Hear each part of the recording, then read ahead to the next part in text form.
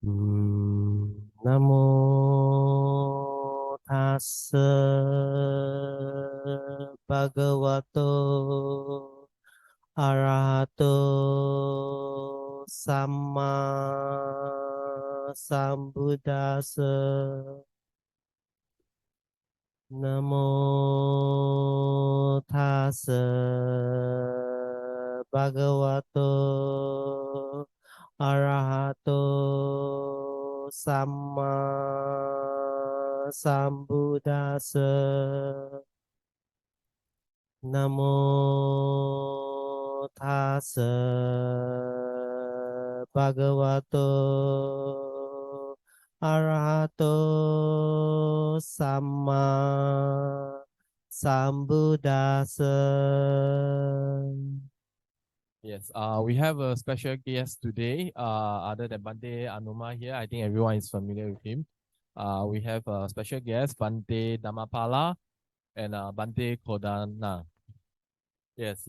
So, Bhante Dhammapala has been, is the founder and abbot of Brahmavihara Monastery and Retreat Center, Melaka, Bodhivana Monastery of Sungai, Pelek, and the Center of Mindfulness in Hong Kong. He spent 15 years of studying Buddhist philosophy, Pali and Sanskrit literatures in Sri Lanka and Hong Kong.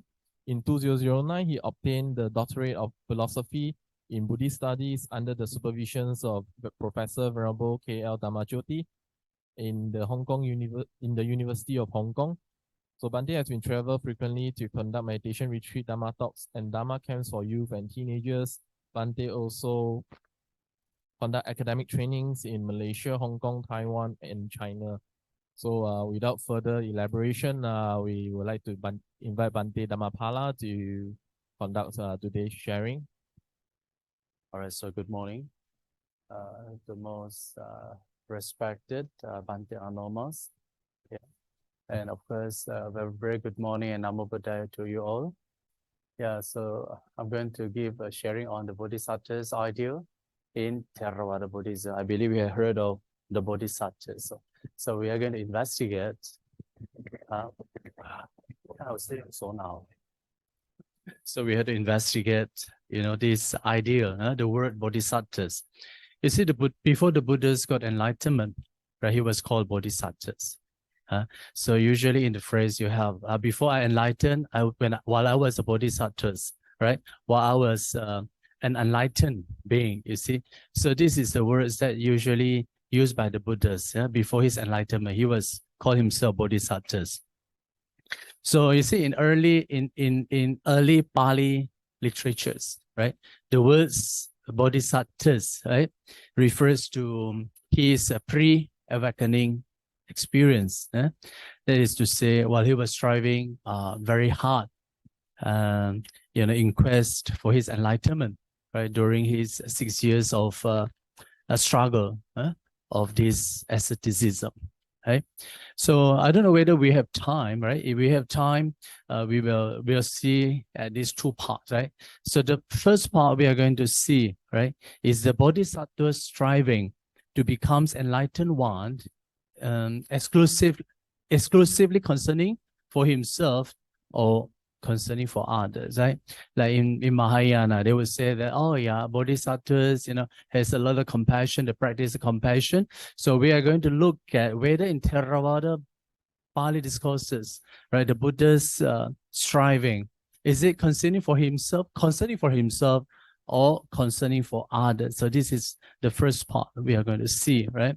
And of course, the second part, that is, talking about the Buddha's prophecies, right, of becoming the the Bodhisattvas, right? Say, like for instance, in the Theravada Buddhism, right, what are the criteria, right, to become a Bodhisattva? It doesn't mean that in Theravada we don't have the idea of Bodhisattvas. We have, but that one is not much emphasized, right, in our Theravada practices. So I'm going to share with you the second part, right? That is the, of becoming the Bodhisattva. So what are the criteria, right? And of course, the prophecy of becoming the Buddha and the aspiration to become the Buddha. So All right. So yeah. So we look at the first part, right? I'm going to quote several suttas, right? The first one is Sangarava suttas. Right? So this is to show you that the Siddhartha Gautama, right? The struggle for enlightenment while he was a Bodhisattva, right? To give you an understanding, of the problems that he faced during his striving, right?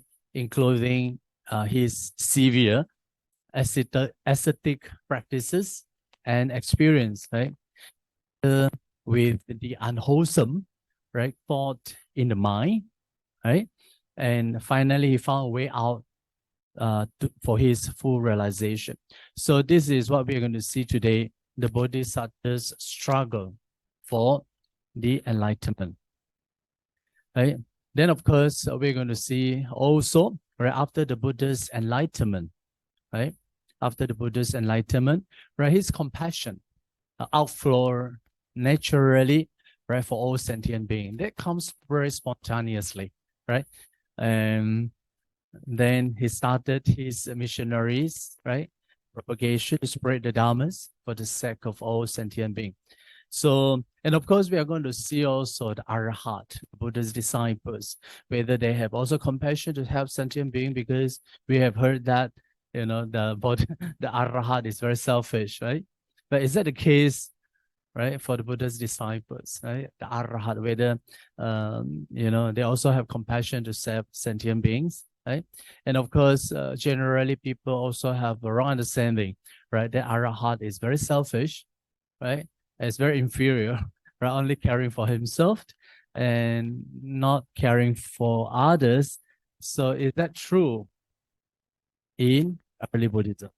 Okay, so you look at this, it says that before my enlightenment, while I was striving, while I was still only an enlightened bodhisattva, I thought household life is crowded and dusty. Life gone forth is wide open. It is not easy while living in a home to lead the holy life utterly perfect and pure as a polished shell.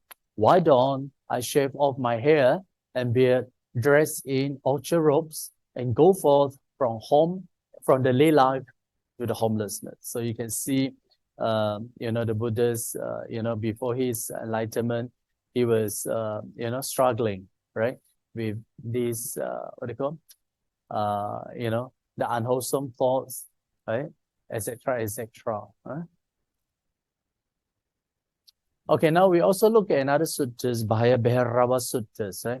He said, before my enlightenment, while I was still only an enlightened bodhisattva, right, I too considered this remote jungle thicket resting places in the forest are hard to endure.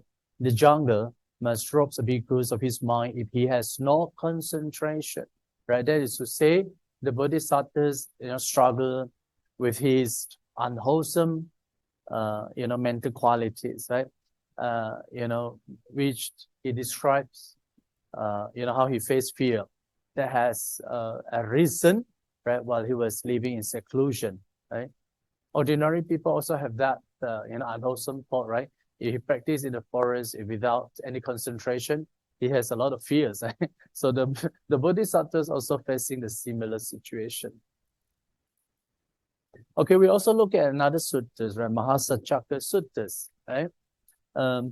Right, and it says that after he's going forth, right, he went, in search of conducive place for concentration, right? So also like us, when we move around, we have to look for an ideal place, conducive place for meditation, right? So the bodhisattvas also did the same thing, right? That's why he traveled from one place to another place to look for teachers, to look for the conducive place for meditation, right? So, if you look at these, you see, okay.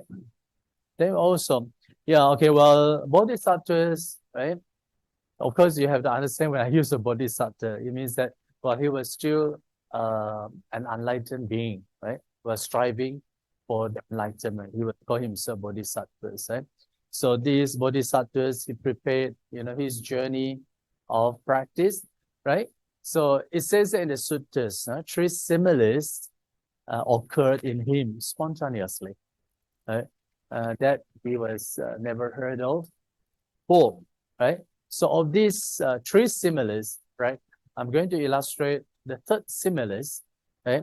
This simile, in this simile, it says only the severe practice of austerity is the means, is a method, is instrumental, to enlightenment. So the simile says like this: a third simile occurred to me spontaneously. Suppose there were a dry piece of wood lying on a dry lane far from water, and a man came with an upper fire stick, thinking, I shall light a fire, I shall produce heat. So what do you think? Agivesana, could the man light a fire? Right? Then the answer is yes, Master Gautama. Why so? Because it is a dry piece of wood and it is lying on dry land far from waters. So what is the implication of these similes? So of course, this simile suggested that the defilements, okay, in fact we have the abundant defilements, right? So the defilements are able to abandon only through the severe practice of austerity. That's why in the initial stage of the Bodhisatta struggle, right, he tortures his body, right? So he practiced all forms of asceticism, right? And he thinks that, this is because of the similes, the third simile is given here. He thought that this is the only means to realize the full enlightenment experience. So this simile gives him the clue that the enlightenment is possible only through the torturing of the body, right? Through the ascetic practices, the severe practice of austerity. So this is how he starts his struggle, right? So you can see that, over many years of his, he become of these ascetic practices, he becomes so thin, right? So you see this. So this is the description. He said, because of eating so little, my belly skins adhere to my backbone.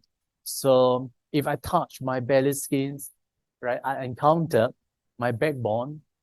And if I touch my backbone, I encounter my belly skin. And because of eating so little, if I defecated or urinated, I felt over on my face there. So because of eating so little, if I try, right, to ease my body by rubbing my limbs with my hands, the hair rotted at its root fell from my body as I rubbed.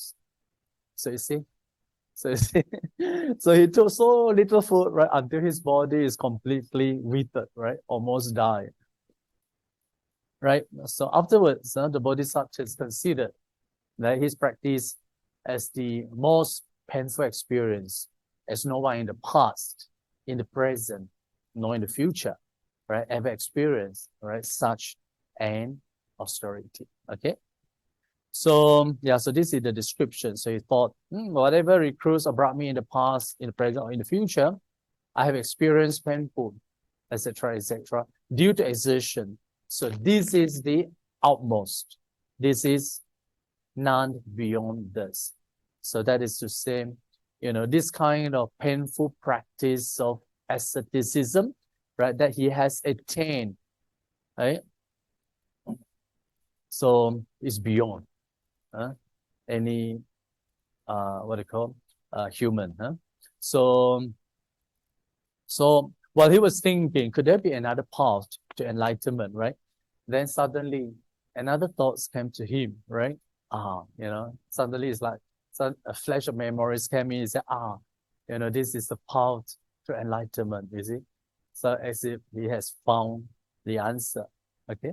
So that is how he gave up all his ascetic practices. So finally, the Gautama Buddhas, right, gave up those extreme forms of ascetic practices, right? Then the Bodhisattvas Gautama thought, right, my body is so weak, right? I cannot obtain the happiness at all, right, through all these practices. So he started, we know that the story goes on, right? He started to accept the bowl rice offered by the Sujata, right? So he regained his strength, right? And because of this, right, his earlier 5 attendants left him, right? So Then, of course, the suttas go on to say that while he was thinking the way ahead, suddenly, memories, comes to him, right? He's like, "Tiang," oh, this is a path to the enlightenment experience, right? So this is how is that experience, right? It says that he recalled, right? He recalled when he was young time, right? He followed his father's, attained what they call a flying ceremony, right? And this practice even practiced today, like in the Thailand, right? The king has to go to the paddy field and initiate these flying ceremonies for the harvest.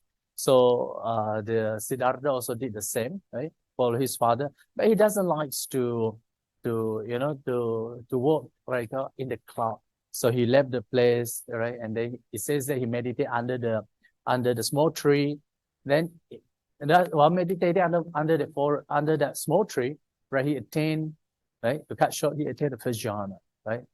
He attained the first jhana. So the attainment of first jhana is a wonderful experience.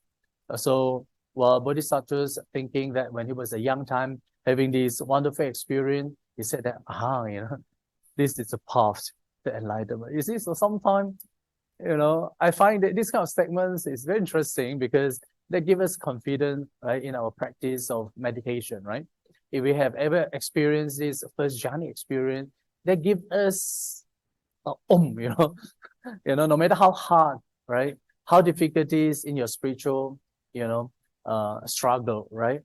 Then when you have that kind of experience, it gives you energy, to no matter how hard, to put forth, right, to continue your practice. And eventually, a very good experience for the realization of Nibbana. So, and because of that memory, right, experience of the first jhana, right, he came and the realization, right, this is indeed the path to the enlightenment. So very soon, right, he recollects the methods. It says that he recollects the methods of Anapanasati, right? So this method, Anapanasati, will be dealt with, right?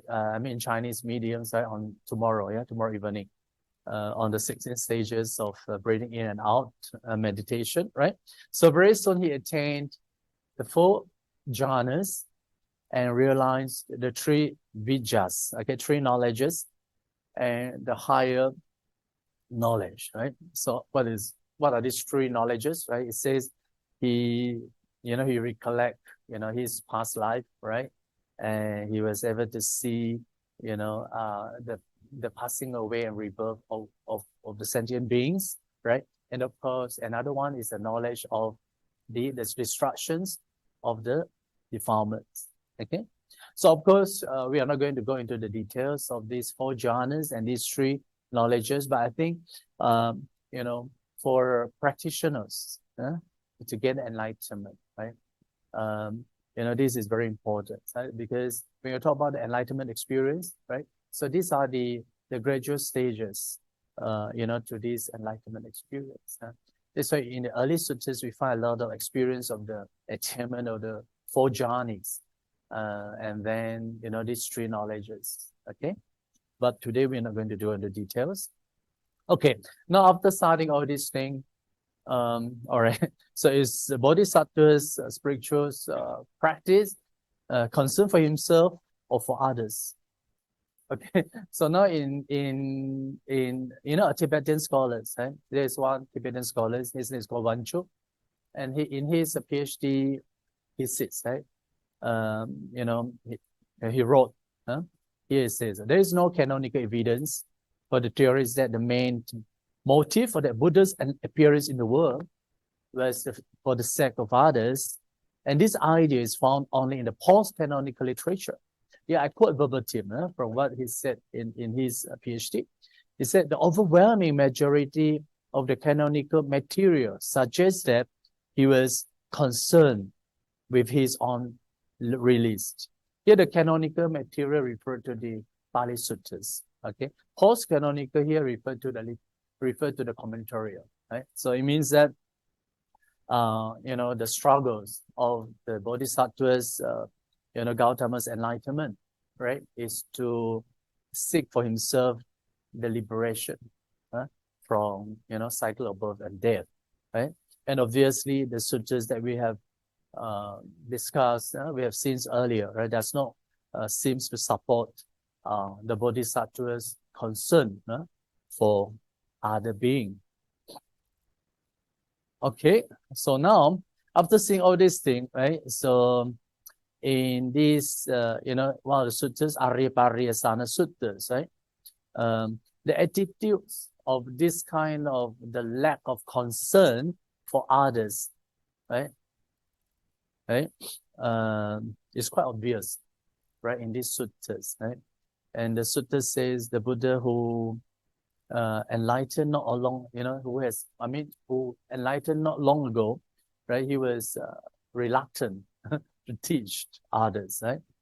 And his mind, inclined in action. It's maintained very neutral, right? Rather than, to teaching, to others people's the Dhamma. So it means that, after the Buddha's enlightenment, he decided to remain, right, at ease, right, with having reached liberations himself. So it means that he has no intention to teach others beings. So this is what I quote, right? Is that the Dhammas that I have attained is profound and hard to see and hard to understand, peaceful and sublime, unattainable by mere reasoning, subtle, to be experienced by the wise. If I were to teach Dhammas, others would not understand me, and that would be varying and troublesome for me. So you see, this is a reason the Buddha is quite reluctant to teach initially, because no one understands his teaching, right? Don't you think so? Especially, well, everybody looking at the happiness, yeah. But the Buddha says everything is dukkha, right? So nobody understands what it means, by the word dukkha. So that's why the Buddha says, if I were to teach people, with the knowledge that I have realized, no one understand, yeah, no one understand, yeah. So that could give me a lot of, troubles. It's very wearing and troublesome for me. So he was quite reluctant to teach. So that is to say, the Buddha's enlightenment is not concerning for others. It's concerning for his own liberation. Yeah. Okay. Then later on, okay, we continue, right? Then of course, with such a thought, right, of reluctant to teach, okay, the Dhammas, right, to others, right, arisen in his mind, right? That's how it says, the sutta continues to say, right, the Brahma Sampati. Brahma Sampati, we know he is the creator God, right, of this Hinduism, right? I don't know why in our Buddhist suttas we used to have this kind of idea, right? Some people said this could also be teaching other religion in a way. You see, later creator God also come to see the Buddhas, I mean, this is what other scholars may think, you see. Okay, you see the Brahma Sampatis, appeared in front of the Buddhas and played him out of compassion for beings, to preach the Dhammas, right? So, of course, it says, right? Yeah. Of course, this certainly does not imply that the Buddhas, right, was not compassionate, right? It shows that, the Buddhas, after his enlightenment, right, he has the compassion. He has that compassion, qualities for all sentient beings. And Brahma Sampati invited the Buddhas, right? Why not survey, the world and all sentient beings out of compassion, right? So out of his compassion, right, it says that the Buddhas survey the world. He noticed that there are so many beings still with little dust, right? The sutta says like that, with little dust in their eyes, with keen, sharp faculties, right? And with good qualities, right? And then there are beings also very easy to teach, right? And he also give an example. It's like, lotuses, right? Some lotuses, rise up from the muddy water, right? and stand without even smeared by the muddy water. So he said, still there are beings, you see, easily, to teach. So out of his compassion, he decided to take up this, the Dhamma, the Dhamma, and continue his Dhamma missionaries. Okay, so that is because of the Buddha's compassion. All right, so we see, okay, so after seeing all these things, right, so we know that in the struggle for the enlightenment, right, he has no motivation of compassion, right, to liberate all human beings. Initially, he was concerned only for his own realization. However, the kind of compassion for others, right, arises as a result of his awakening. So the same apply also to the awakening of the Buddha's disciple Arahant as well, right? I think a very good example is found in this suttas, Dutiya Marapasa suttas, right? In these suttas, the Buddhas dispatched the first batch of 60 Arahants, right? To go to 60 different direction, to preach the Dhammas, right, out of compassion for the people, after they realized the Arahanthood. So this is a very, very standard. It says that wonderful, O bhikkhus, for the welfare of multitudes, for the happiness of the many, out of compassion for the world, right? Loka anukampiya, for the good, welfare, and happiness of devas and human. Let not two go the same way, teach the Dhammas. Okay, so this is the extract I'm going to share with you. So you can see that, once, people realize, awaken, right, enlighten, right, that kind of compassion, outflow naturally. It doesn't mean that, Arahant is very selfish. Because that central point is already abolished, right? The point of reference is completely cut off. So his love, right, his compassion to all sentient beings are unconditional, right? Okay, so now we look at another suttas, right? One of the Buddha's great disciples, Mahakāssapa, right? And we know that Mahakāssapa, he practiced the Dhutanga, right? He is the first great disciples of the Buddha's practice. Dhutanga, right? And of course, in his old age, right, the Buddha asked him, okay, so you can stay comfortably in the temple, right? That is to say, to give up his ascetic life and come back, to lead, to stay in a monastery. We have many disciples that take care of you, but the Mahakāssapa was quite reluctant, right? He was he has so much compassion, right? Still choosing the solitude life in the forest for the sake of future generation, right? So here is the Mahakāssapa, he said, right? He said, for myself, I see a pleasant dwelling in this very life, and I have compassion for later generation, thinking, may those of later generation follows my example. Yeah, so you see, for when they hear, the enlightened disciples of the Buddhas were for a long time forest dwellers and sport in praise of forest dwelling, then they will practice accordingly. So you can see that the Mahakāssapa, he shows a very good example, right? That's to show he has so much compassion to all sentient beings, right? And then I set a very good model, an example, so that the future generation will follow my practice accordingly, and that will lead to the welfare and happiness for a long time. Okay, then the Buddhas at the end of the suttas, and the Buddha said, okay, to Venerable Mahakāssapa, right? The Buddha said, oh, very good, oh Maha Sadhu Kāssapa, you are practicing so well, right, for the welfare and happiness of many, right? Out of compassion for the world, for the good, for the welfare, for the happiness of devas and human beings. Okay, so okay. Now we will also look at another suttas, right? This sutta is from Anguttara Nikaya. is the Anukampa Suttas, right? Here in this sutta talk about the 5 qualities of the monk who show compassion to lay people, right?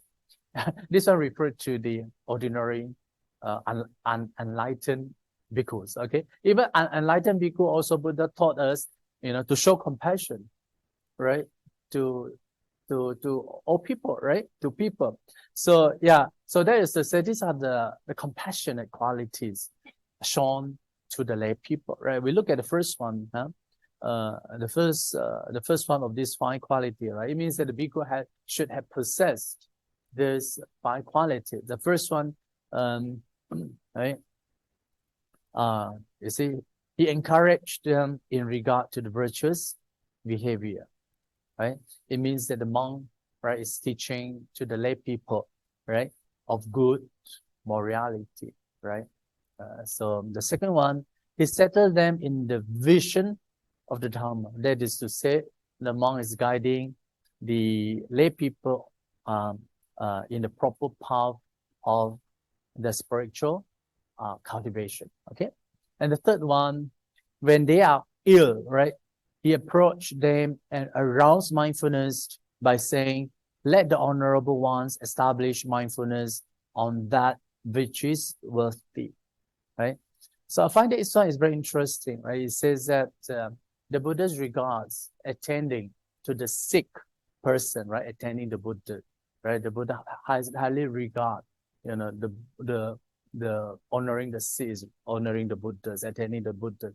So you see, the Buddhists see the importance of attending, to the sick, right, by establishing themselves in the mindfulness. So usually, in a Buddhist country, right, if any family, the people, fall sick, right, they usually invite the monks, and there is no reason for us not to go, because the Buddha says, if anybody inviting us, to give blessing to the sick one, we have to accept it, because that is merely simply show our compassion, right, to the sentient being. And of course, when we go there, right, we have to instruct them, guide them, properly, setting up, the mindfulness. Yeah, don't lose the mindfulness. So this is to show the Buddha's teachings of compassion to all sentient beings. Even Buddha's continuously reminding us, the Buddha says, if we are attending to the sick, right, is attending the Buddhas. Right? Similarly to the lay people also, you see. But we find that nowadays in our community, we lack of this kind of attitudes, yeah. So even I think this also can be applied to the lay people, right? If anyone, in your community falls sick, right, I think we also should have shown our compassion, right, by visiting the hospitals, or to do a little bit of chanting, talk to them nicely, to awake their, the mindfulness, this kind of thing. So to show our compassion to them, yeah. Not to say, no, we have to practice detach. that is not good. Huh? People usually misunderstand the Buddha's teaching, right? So that is not good. Okay, number 4, right? When we talk about these things, so yesterday, I think the first day before yesterday, we were talking about the meditation versus the health, longevities, overcome the illness. You see, the Buddha said, even his disciples like Markashava, Moggallana, and Sariputtas were sick, right? Buddha himself also went to them and then recite this Satapojanga, right?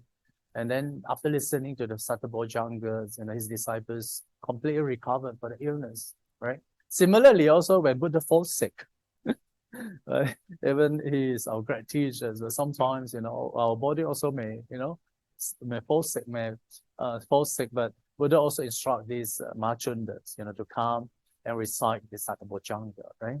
So, so we have to, even the elders like Anathapindika, right?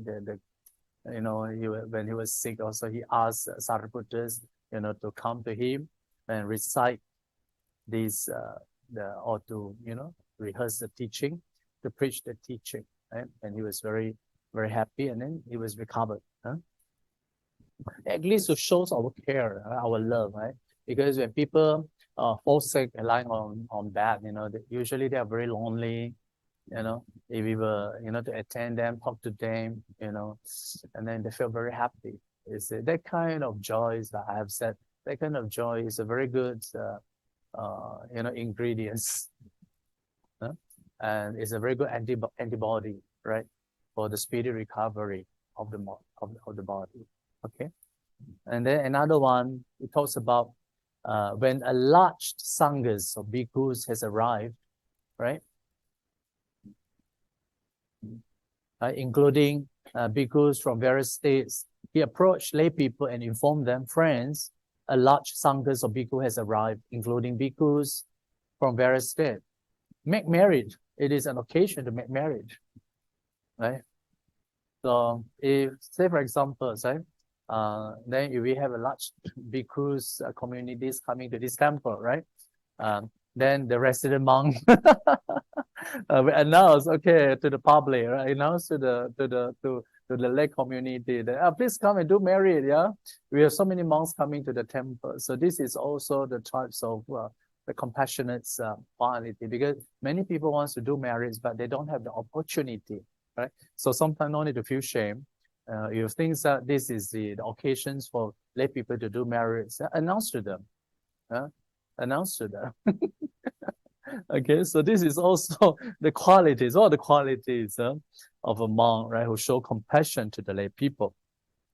And the last one, right, he himself eats whatever foods that they give him, whether coarse or excellent. He does not squander what has been given, right, out of fat.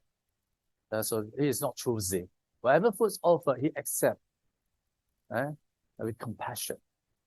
Okay, so we know what to do, huh? We cannot ask people, hey, I like this, you please cook for me.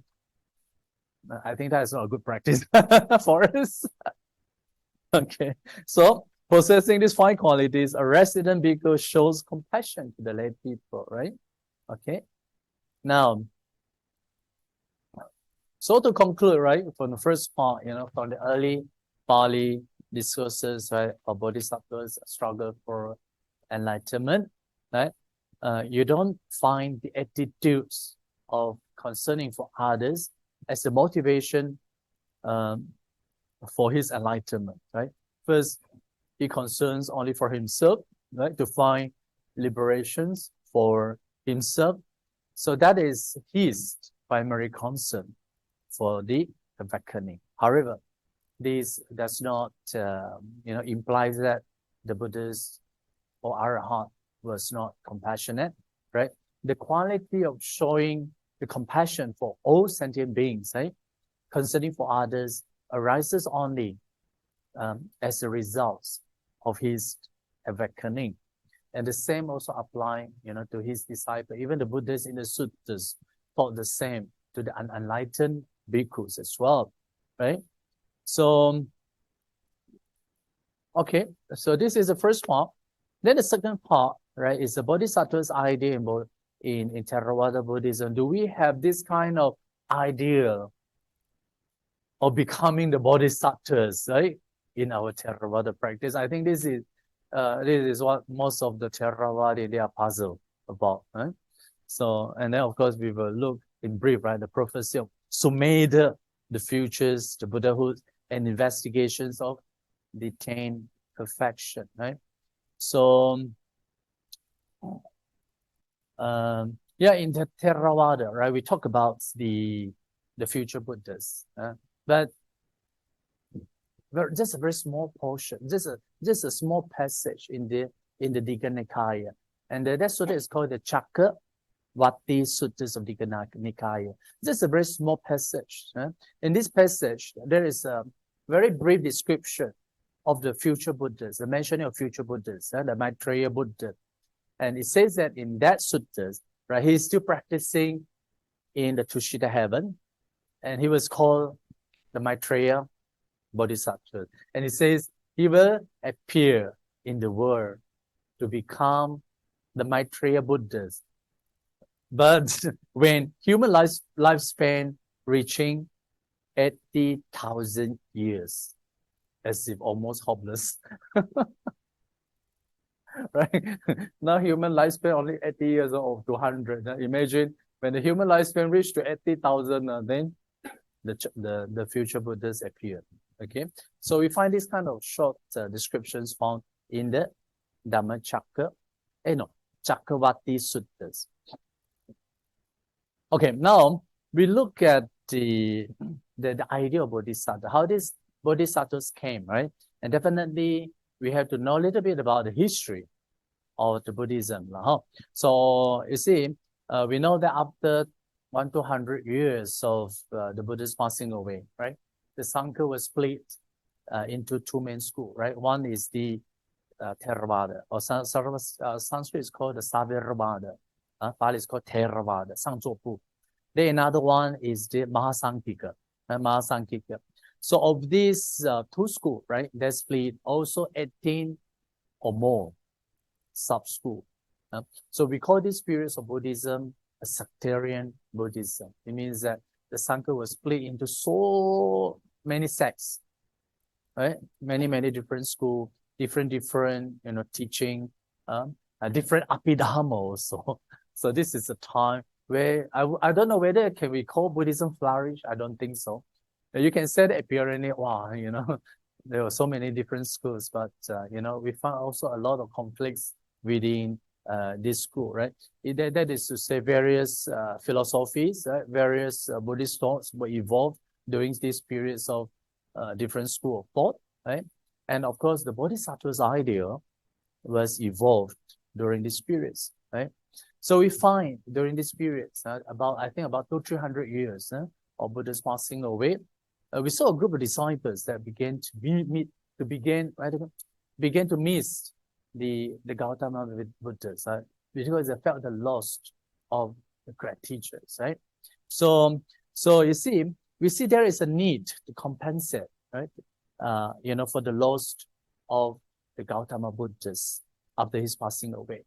So during these periods, after 200-300 years of Buddha's passing away, right, we find during these periods provides the substitutes, right, for the passing away of the Gautama Buddhas, right? So during these periods, the Bodhisattva's ideal, right, evolved, right? And they said, oh, no need to worry, our future Buddhas will come, to this world, right, to continue the lineage of the Buddhas, right, by becoming the next Buddhas, right? So Maitreya Bodhisattva, he is our future Buddhas, right? And now no need to worry, he is now dwelling in the Tushita, Tushita heaven, right? So to me, this kind of understanding gave the assurance, 你哋唔使擔心嘅，我哋未來法咧，差唔多要到噶啦嚇，講係差唔多要到啦，80,000 years of human lifespan. But at least that is to give an assurance to people, no need to worry, our futures will come. That's why you find that during the periods up to 300-400 years, you find a lot in Gandhara, right? In the Gandhara, we found a lot of the Maitreya, the Buddhas appear. A lot of these statues were carved, right? Right. So you find that during these periods, the Buddha, we find a lot of disciples, right, start recollect this kind of noble qualities, the virtues, right, and the practice of the past Buddhas during these periods already. Okay, we find, and we can say that Theravada practice, this kind of idea also influenced very much by the Mahayana, early Mahayana influence. Okay. So they talk about, they talk about the super extraordinary qualities of the Buddhas, right? And then they also talk about, the past life of the Buddhas, etc., etc. So all these things are found in these suttas, right? In the Mahapadana suttas, Buddhavamsa, Jataka, and Charya Pitaka, and many others as well. So I quote this for to show you that, these suttas provides, accounts of the many Buddhas and the qualities of the Buddhas and the, how's their practice, how their struggles during their Bodhisattva's life, you see. So all these things are recorded, like Jataka stories contains about 550 stories of his struggle, during this Bodhisattva's life, etc. Okay. All right. So now, so you see, just what we have seen those suttas in brief, right? we find in these sutras the concept of many past Buddhas, right? Like, I don't know, like 6 Buddhas, 7 Buddhas, 24 Buddhas, 28 Buddhas, and 35 Buddhas, and eventually come to the Mahayana, talk about innumerable Buddhas. And even to the extent that every one of us is a Buddha, has the potential of becoming Buddhas. So these are the ideal of Mahayana Buddhism, right? So you see, some scholars believe that the Bodhisattva's thought was influenced by the early text of Mahayana called Ragnaguna Sanchaya Gata. You see, they noticed that this is a Mahayana text, and they said that some of these early sutras has many similarities with these sutras. So you can see that in our Pali scriptures, we have a lot of influence of the Mahayana text, particularly on the ideal of the Bodhisattvas and the Buddhas. Okay? Yeah. Even in the Sutta Nipata, right? There is a detailed descriptions of the last birth of the Gautama Buddhas, right? This is to relate his appearance in the world, right? Is for the benefits and happiness of all sentient beings. You see, so you find in the early sutta there are these two contrasts. One is said concerning for himself, but in some other suttas we find that the Buddha's coming to this world is for the benefits and happiness of sentient being. You see the difference now? Yeah. So it says that the Buddha's coming to this world is after how long? It says that after a long period of 4 asankheya and 100,000 eons cultivations of 10 paramitas. Wow, I don't know how to calculate. Over long periods of cultivation of perfection of these 10 paramitas. You see, in mind I talk about the 6 paramitas, right? But in Theravada we have more, right? 10 paramitas. Not easy. The 10 paramitas. So you see, the story goes like this. You see, after the birth of the Bodhisattvas, right? His fathers, right? King Suddhodana, and invited the Ashita, right? The very famous hermits, ascetic at that time. It says that the hermit Asita, right? Saw the small prince with 32 marks of a great man. 32 marks, wow, I imagine a small little prince, baby, you have all the 32 marks, then he is like E.T. already. Because the Asita hermits never seen such a very, the special feature, a kind of very refined features of a great man. Then of course it says that his tears fell from the eyes, and he kept sighing, and then of course the king Suddhodana saw this. You see, the king said, why at first when you come, you said my prince, right, had all sort of great features of a great man, but now after seeing him, why you look so sad, right? After seeing him, right? Could you please tell me, right? Why on earth you're crying? Why should you sigh? Please say it quickly, right? I mean, this is how we know, from the story, right? And the Asita said, oh, great king, right? I was very fortunate to be able to see, the prince today, but thinking that I'm already very, very old, right? And I would die before the prince attained the enlightenment. It says like that. Then I would not be able to listen to the Buddha's teaching. So I sigh and shed tears. I mean, this is how the story is. So if you look at all these things, definitely, you see, this is the influence of the Mahayana, especially from that Mahayana teaching. You see, but of course, if we know that in the earlier part, right, the Buddha's enlightenment, he is like an ordinary people like us, looking for places to cultivate and moving from one place to another, and then he has all kind of fears, unwholesome thoughts that conquer him. So he has to overcome all these unwholesome mental quality, right? And he struggles so hard, right? So you can see the huge contrast now, yeah. Okay. Now, in Theravada, right, not everyone can become a bodhisattva, right? But that is to say, we cannot become a Bodhisattva. Right? In Theravada, they say, you want to become a Bodhisattva, there are these 8 conditions, right? That wants to fulfill, right? It means he has to be a man, he has to be a male, true male person. Then lady may not be happy. We don't know whether this is the interpolation, but usually when I raise these kind of things, some Westerners they will raise hand and oppose to this. they cannot take this word. They said, why female cannot become a bodhisattva? I said, I don't know. But I mean, this is one of the qualities, right? And then he said, having fulfilled all conditions which are necessary for the realization. What condition? For the Arahant. Oh, it means that in that very life, he was able to become an Arahant, but he doesn't want to become an Arahant. Okay, so this is also one of the conditions. Imagine, not easy, no? So you have the abilities to become an Arahant, but you don't want to become an Arahant, right? You want to prolong. You said that, no, I don't want to be Arahant. I want to be the Buddha. Okay, so this is one of the conditions. And then the 4th one, you have to be able to meet the living Buddhas. Not easy. Nowadays, we can't be a Bodhisattva because we don't have the living Buddhas.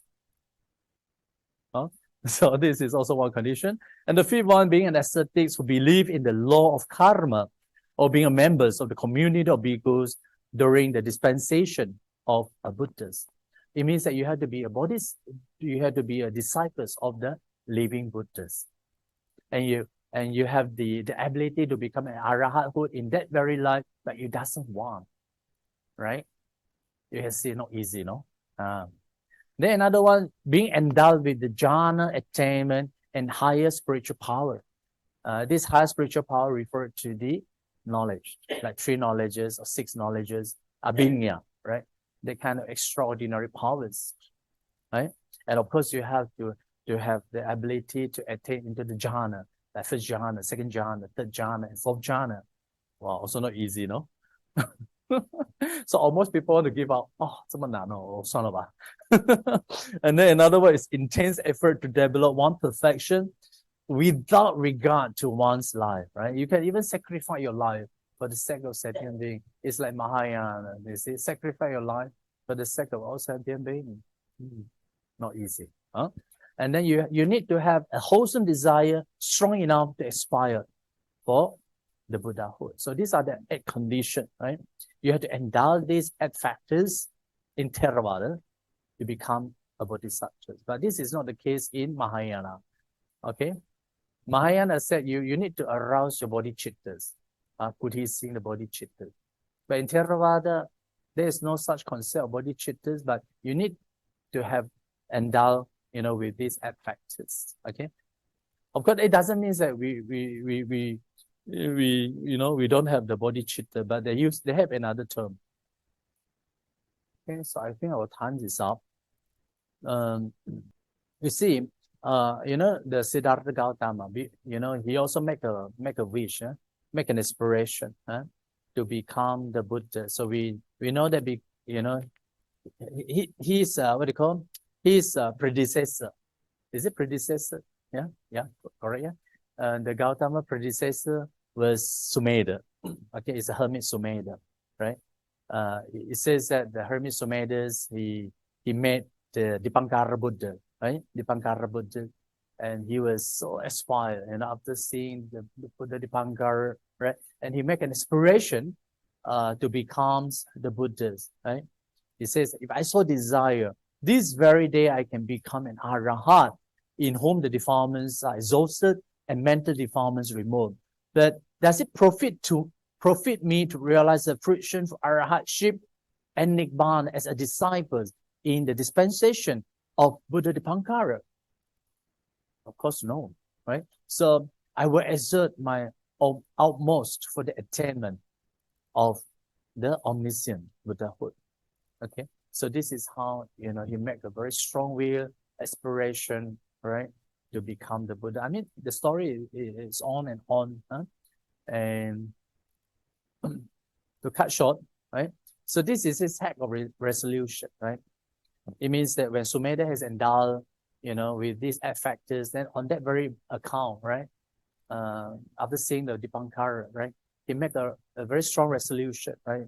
The Pali is this, imina me adhikarena katena parisuttame sabahanyutang papunitwa taremi janatang mahong. That is to say, as a fruit of these great meritorious deeds done by me for the sake of these omniscient Buddhas, even without regard for my life, may I, having myself attained omniscient Buddhahood, be able to save multitudes of beings. Yeah, this is also something like Bodhicitta, isn't it? You had to make that kind of aspiration to save sentient beings, right? So this is called in Theravada, we call it abhinihara. Abhinihara, this act of resolution. Right? So after making such a strong resolution, right, he was called the Sumedha Bodhisattas, right? Sumedha Bodhisattas, and destined to become the Gautama Buddhas after, how many? Very long year. Huh? That's how many? 4 Asankhya, 4大阿僧子戒, and 100,000 of eons. Oh, too long lah. So you have to continuously, making an effort, right, to perfect all your perfection. Okay, so these are the prophecies, in 9 verses, etc., etc. So we are not going to do it.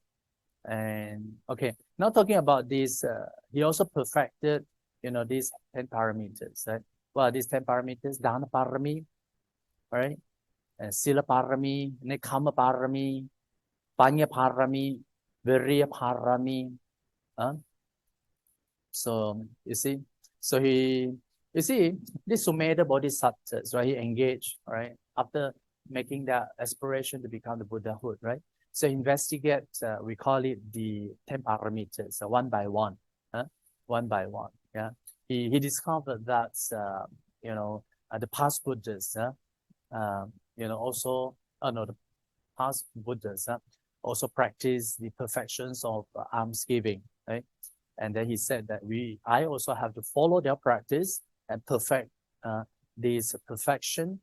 And then he investigate one by one. You see, first with the Dana Parami, etc. So this is how you investigate, these parameters, right? The perfection one by one, and then continue like the second one, the third one, the fourth one, and the fifth one, and then the sixth one is the Khanti Parami.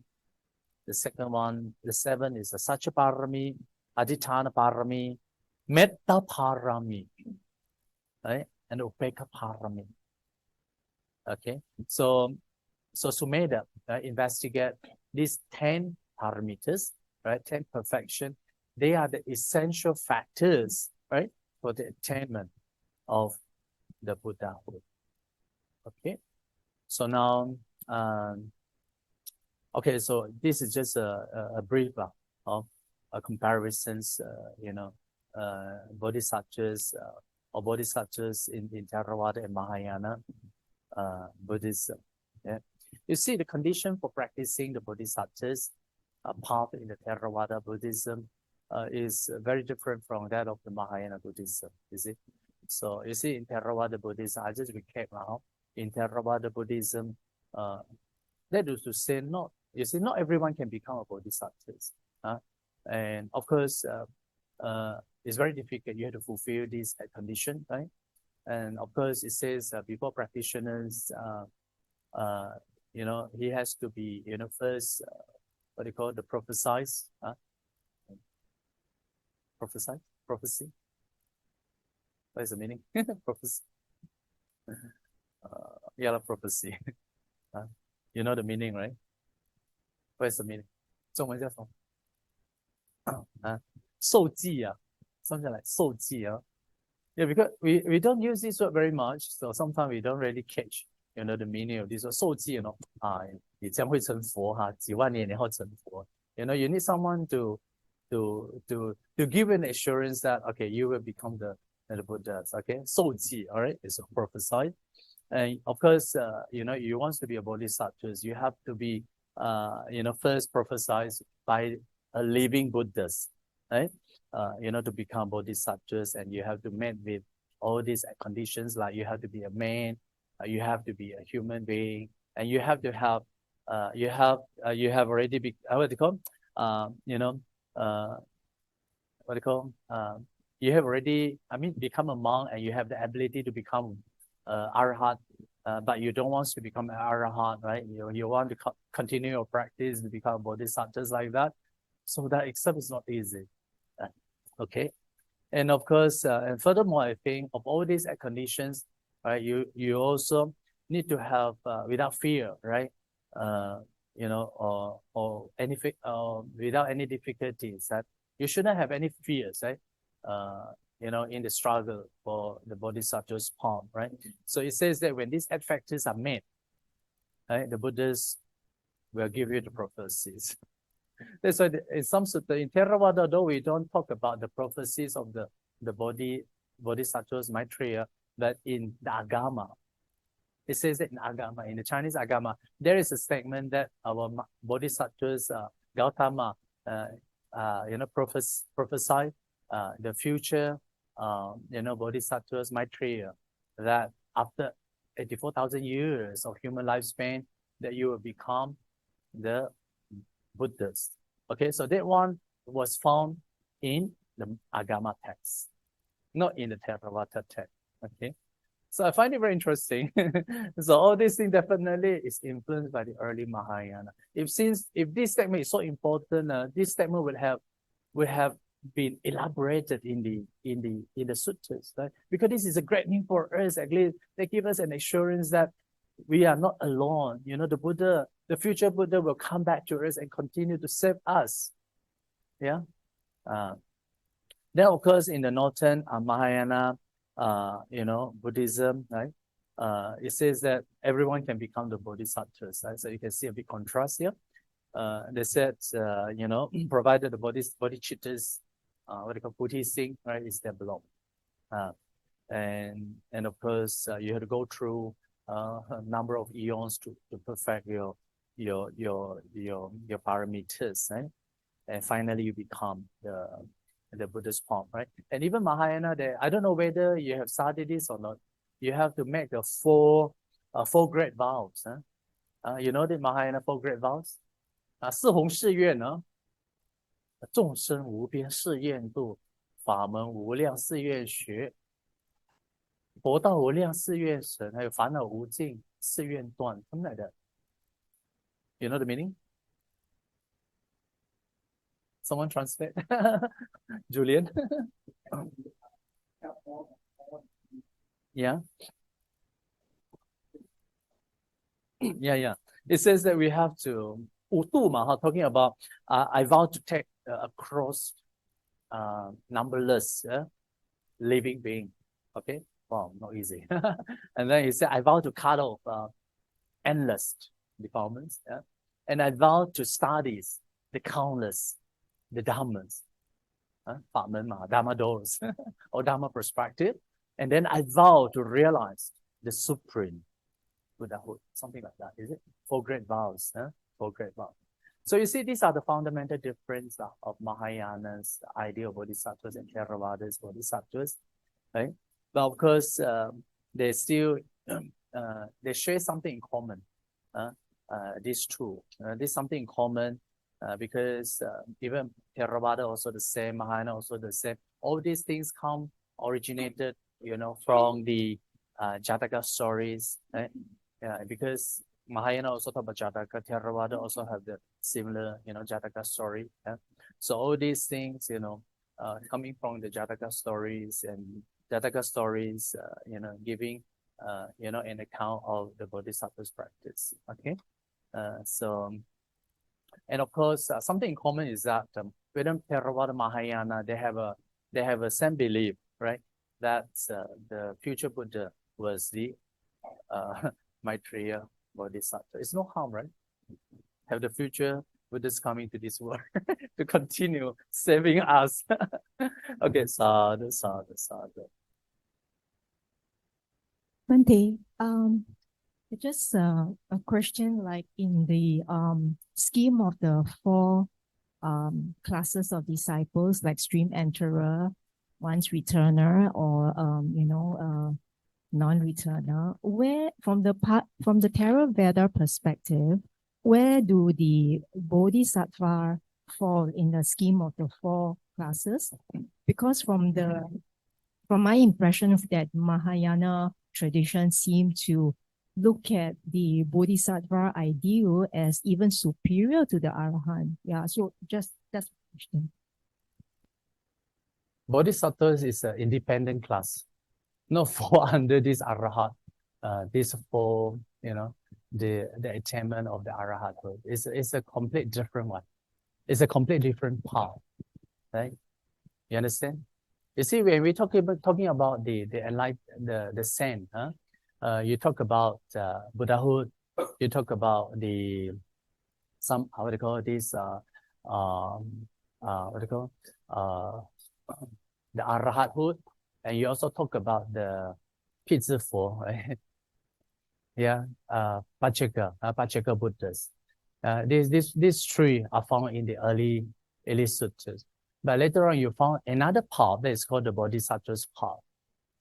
Right? And then even to the extent Mahayana said, these Bodhisattvas has already become the Buddhas, but because they have so much compassion to the living being, they come back to the world and serve the sentient being. You see, so these kind of ideas I really don't understand. So I don't know how to answer your question. But anyway, to me, Bodhisattva's path is definitely a very different path from our understanding of the Arahathood. Yeah? Okay?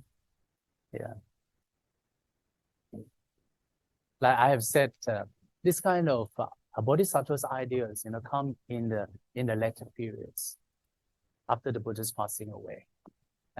In the early suttas, the Buddha he used the words Bodhisattvas, but he used that words to refer while he was still an unenlightened being. Not awakening, but unenlightened being. While I was still a bodhisattva and enlightened being. So that's clearly, giving us an, bodhisattva is still like you and I, bodhisattvas. Yeah, and bodhisattva, you look at the word bodhisattva, is body and sattva. Satta means 有情, okay? And body means enlightened one. So how you interpret this compound word? This word consists of two members, body and sattva. So if you look at this compound word, it's subject to your interpretation. You can say that the one who has already enlightened being is also possible because body means enlightened.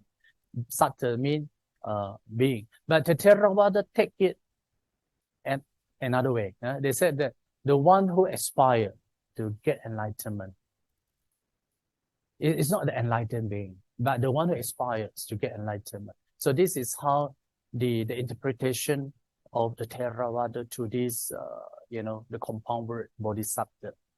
Okay.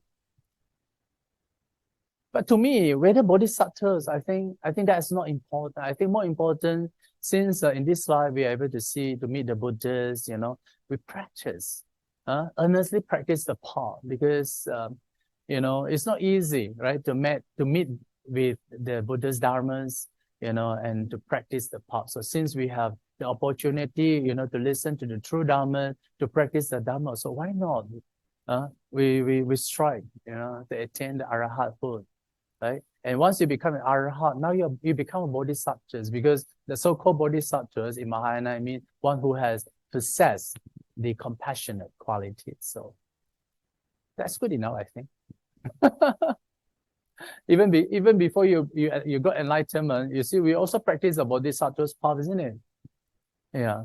So to me, yeah, even Theravada also, you see, even though we don't use the word Bodhisattvas, but while we are striving for the Arahathood, all these practices can be considered as the Bodhisattva's practice. Okay.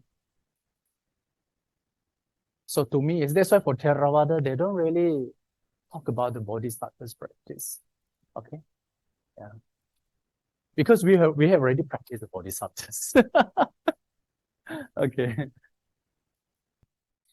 Manopo Bangama Dhamma Mano Seta Mano Maya Manasa Che Padotenam Vasati va karoti va tato nang dokamang veti chakang va vahato padang manopo bangama dhamma mano seta mano maya manase che pasanena Vasati va karoti va tato nang sukamang veti chaya va anapayini.